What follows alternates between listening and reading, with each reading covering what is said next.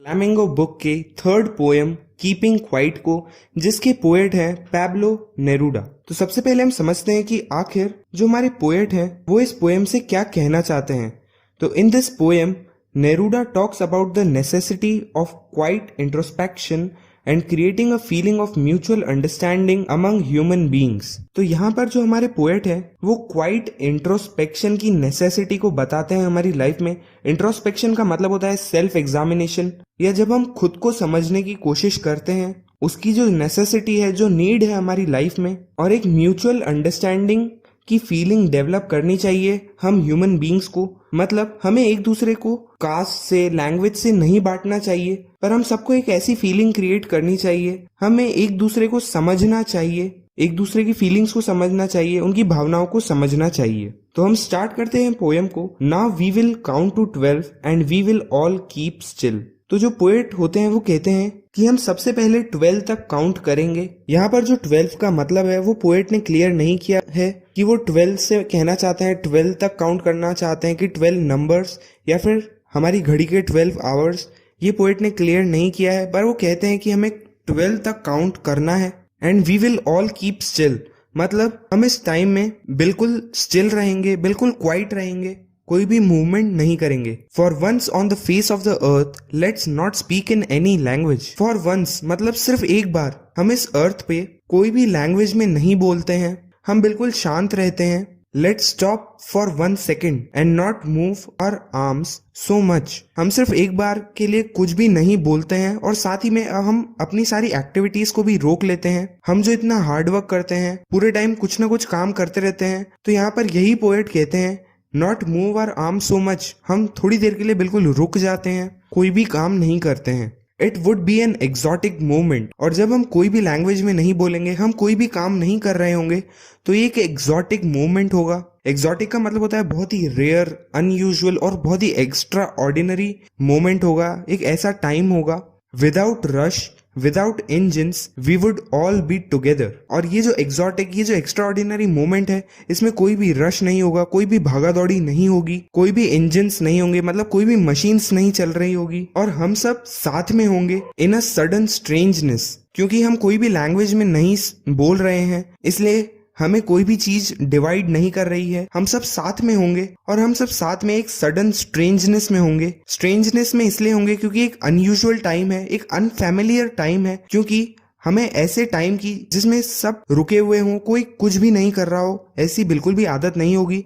तो इसलिए ये बहुत ही स्ट्रेंज मोमेंट होगा। Fisherman in the cold sea would not harm whales. तो यहाँ पर पोएट कहते हैं जो फिशरमैन्स हैं, मतलब जो मछुआरे हैं, वो इस टाइम पर किसी भी वेल को या किसी भी मछली को या फिर एक्वेटिक लाइफ को हार्म नहीं पहुंचाएंगे। और साथ ही में पोएट ये भी कहना चाहते हैं कि जो पावरफुल लोग हैं, जो पावर में हैं, जैसे कि फिशरमैन्स, जिनके पास अभी पावर है, वो एक्वेटिक एनिमल्स को यानी वेल्स को, यानी जो कि उन पावरफुल लोगों के नीचे हैं, उन्हें कोई भी हार्म नहीं पहुंचाए। And the man gathering salt would look at his hurt hands. तो मैन गैदरिंग सॉल्ट मतलब जो आदमी है जो काफी मेहनत कर रहा है अपनी लाइवलीहुड को अर्न करने के लिए, अपनी रोजी रोटी को अर्न करने के लिए, would look at his hurt hands मतलब जो इतनी मेहनत करता है वो कुछ देर के लिए रुके, वो अपने हर्ट हैंड्स को देखें कि इस मेहनत करने के टाइम पे उसने अपने आप को कितना नुकसान पहुंचा लिया है, उसे रियलाइज करे। Those who prepare green Wars, Wars with gas, Wars with fire. तो जो लोग भी ग्रीन वॉर्स कर रहे हैं, ग्रीन वॉर्स का मतलब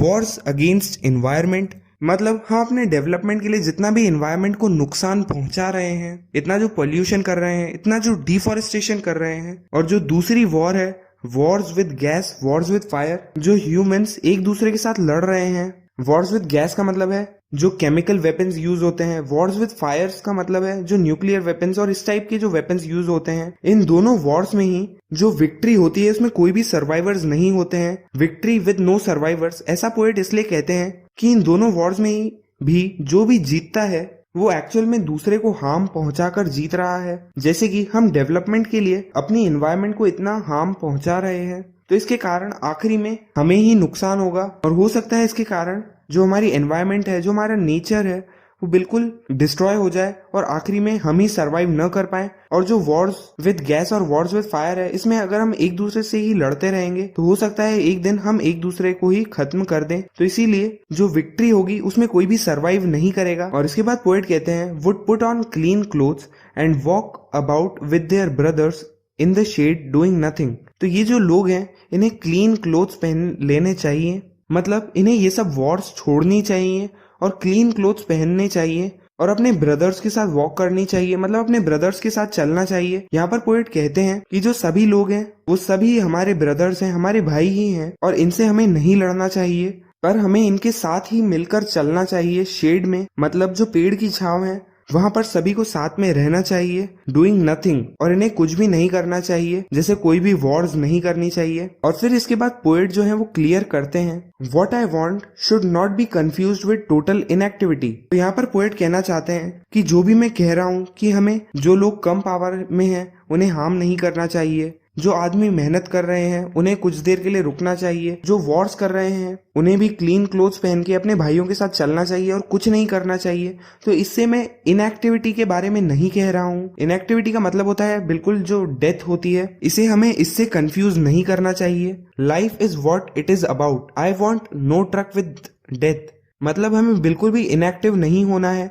लाइफ जैसी चलती है वो तो वैसे ही चलेगी, लाइफ जैसी है वैसी ही रहेगी। आई वॉन्ट नो ट्रक, मतलब मैं इसे एसोसिएट नहीं कर रहा हूँ डेथ से, मतलब टोटल इनएक्टिविटी से। If we were not so single minded about keeping our lives moving, तो यहाँ पर पोएट कहते हैं कि अगर हम इतने सिंगल माइंडेड नहीं होते, इतने सेल्फ सेंटर्ड नहीं होते। सिंगल माइंडेड का मतलब होता है कि अगर किसी इंसान का माइंड या उसका गोल सिर्फ एक ही चीज पे सेट हो और वो सिर्फ उस एक ही चीज को फॉलो कर रहा हो, जो कि है अपनी लाइफ को चलाना, और वो सिर्फ इसी पे फोकस न करे। जैसे कि हम अपनी लाइफ को सिर्फ एक ही ऑर्डर में चलाते हैं, जैसे कि हम पहले स्कूल में जाते हैं, फिर एजुकेशन लेते हैं, फिर कोई डिग्री लेते हैं, फिर उसी पे काम करते हैं और फिर हमारी डेथ हो जाती है। हम इस मेंटालिटी से बाहर निकले and for once could do nothing, perhaps a huge silence, पर सिर्फ एक बारी के लिए हमें कुछ नहीं करना चाहिए, हमें ये सब चीजें छोड़ देनी चाहिए और उस टाइम पे एक ह्यूज साइलेंस होगा। A huge silence might interpret this sadness of never understanding ourselves. हम इतने बिजी हैं सिर्फ अपनी लाइफ को इसी तरीके से चलाने में कि हम खुद को ही नहीं समझ पाते हैं, जिसके कारण हम काफी सैड होते हैं। काफी लोग अपनी जिंदगी से खुश नहीं होते हैं और ये जो साइलेंस होगा ये हेल्प करेगा उन्हें इंटरप्रेट करने के लिए, इस सैडनेस को समझने के लिए, क्योंकि ये जो साइलेंस होगा इसमें वो लोग खुद को समझ पाएंगे कि उन्हें क्या अच्छा लगता है, क्या बुरा लगता है। End of threatening ourselves with death. तो पोएट यही यहाँ पे कहना चाहते हैं कि ये जो साइलेंस होगा ये हमें उस सैडनेस को इंटरप्रेट करने की मदद करेगा, उसे समझने की लिए मदद करेगा। और वो जो सैडनेस है वो क्रिएट होती है कि हम खुद को भी नहीं समझ पाते हैं और हम खुद को डराते रहते हैं डेथ के नाम से। Perhaps the earth can teach us when everything seems dead and later proves to be alive.